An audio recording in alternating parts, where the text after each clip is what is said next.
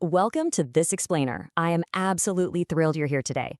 We are setting the stage for a truly deep, comprehensive exploration of one of Nāgārjuna's absolute masterpieces, the Acintyastava, or the Hymn to the Inconceivable Reality. Now, since I know you're already an audience of Madhyamaka experts, we're going to skip right past the elementary stuff. You already know the tetralemma inside and out. You understand the union of the two truths, emptiness, dependent origination, and the concept of action without action. So we're not going to spend any time defining those basics.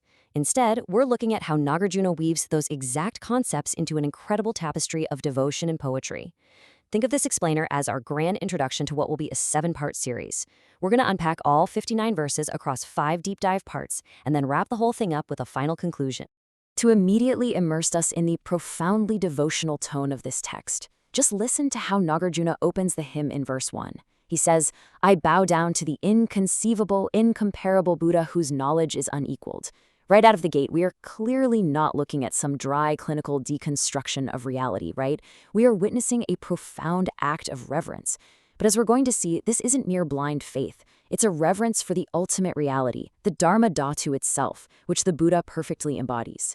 So, to give you a quick map of our introduction today, here is our curator's tour. We'll cover devotion meets dialectics, the inconceivable reality, architecture of the hymn, the ultimate aim, and finally, the journey ahead. Okay, let's dive right into section 1, devotion meets dialectics. Within Nāgārjuna's own corpus, we see this fascinating contrast. On one hand, you have the Mula Madhyamaka Karka. We all know it. It's the strictly analytical, incredibly dense cornerstone of Madhyamaka thought. It's used for rigorous philosophical deconstruction to tear down essentialist views. But then, you contrast that with the Acintyastava. This text is lyrical. It's highly poetic. It adopts this deeply devotional tone. Yet it somehow synthesizes that praise with the exact same dialectical rigor we expect from him. He isn't softening the philosophy one bit.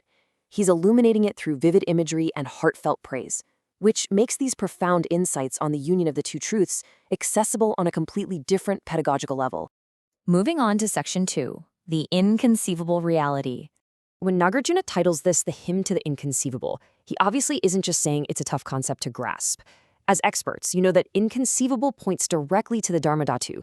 It is the transcendent nature of reality as it is, which entirely defies dualistic conceptualization and linguistic expression.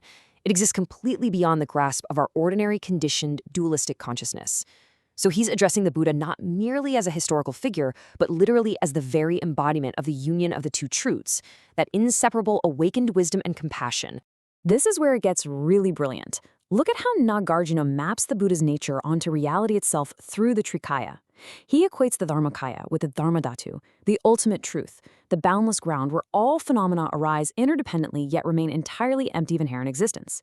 Meanwhile, the Sambhogakaya and Nirmanakaya represent Dharmata, the conventional manifestations, the relative appearances, those skillful means. When brought together, the union of the three kayas perfectly correlates with the union of the two truths. It demonstrates that the Buddha's enlightened activity is exactly that union of the two truths in action. All right, section 3, architecture of the hymn. 59. That is the exact number of verses in this entire hymn. It is incredibly concise, but as you can imagine with Nāgārjuna, every single syllable carries immense philosophical weight. It is a dense, poetic masterpiece. To help manage that density, those 59 verses are structurally mapped out into 9 distinct thematic sections.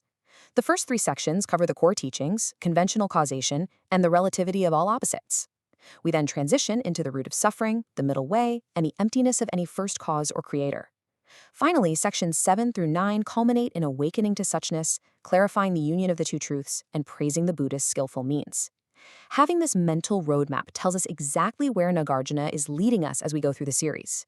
Throughout all 9 of those sections, the underlying architectural tool remains super consistent. He is relentlessly applying the tetralemma. Again, you all know the tetralemma perfectly well. But what's so spectacular in the Acintyastava is how he applies it seamlessly in verse to everything from causality to liberation itself. He systematically dismantles reified notions to reveal the non-dual nature of reality. But crucially, and this is key, he does this without ever rejecting conventional reality. He doesn't fall into nihilism. The conventional truths remain perfectly intact as completely functional tools. Which brings us to Section 4, the ultimate aim. So what's the goal here? Nāgārjuna's goal is the transcendence of our dualistic conceptual minds, but crucially, without completely rejecting those minds or the world they perceive. It's all about utilizing adapted skillful means, or upaya, to point us toward reality as it is.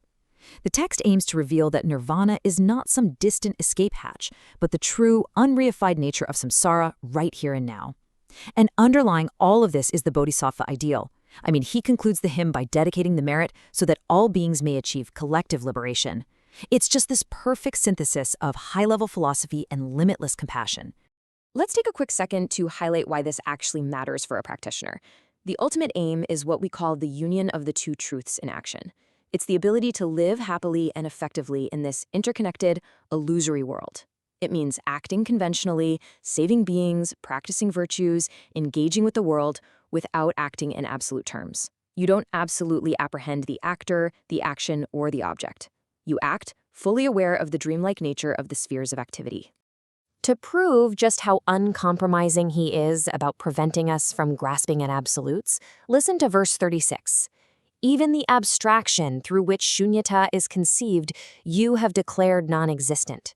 He literally doesn't even let you cling to emptiness. Emptiness itself is dependently co-arisen. Emptiness is empty. The map is never the territory. It's just a stunning verse that reminds us not to ever reify the ultimate truth. Finally, Section 5, the journey ahead. So, we have established the framework, the terminology, and the profound depth of what Nāgārjuna has accomplished here. As I mentioned at the top, this explainer is just step 1. In step 2, over the course of 5 detailed parts, we are going to get into the weeds. We will go through the 59 verses, unpacking the poetry, the dialectics, and the incredible nuances of how he addresses the union of the two truths and the illusory nature of phenomena. And finally, in step 3, we will wrap up the entire series with a definitive conclusion. I want to leave you with this final provocative thought as we prepare for part 1 of our deep dive. How does a master dialectician actually live the middle way? How do you maintain that razor-sharp logic that dismantles every single concept, while simultaneously overflowing with the devotion and compassion required to fully engage with the conventional world? Well, Nāgārjuna shows us precisely how in the Acintyastava. I absolutely cannot wait to explore these verses with you. Make sure you join us for part 1, where we will start breaking down the very first section of this incredible hymn. Until then, keep questioning, and I'll see you in the next explainer.